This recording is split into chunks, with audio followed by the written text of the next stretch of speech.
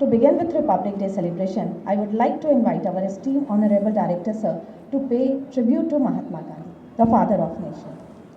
Under his leadership, modern India was born when he demanded Purna Swaraj from British rule. In December 1929, Gandhiji organized nationwide celebration on 26 January 1930.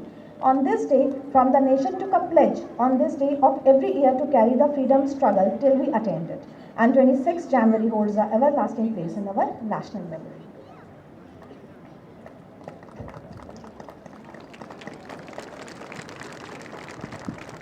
हरी भरी धरती हो, नीला आसमान हो, फहराता तिरंगा हो, अभिनव गणतंत्र हो.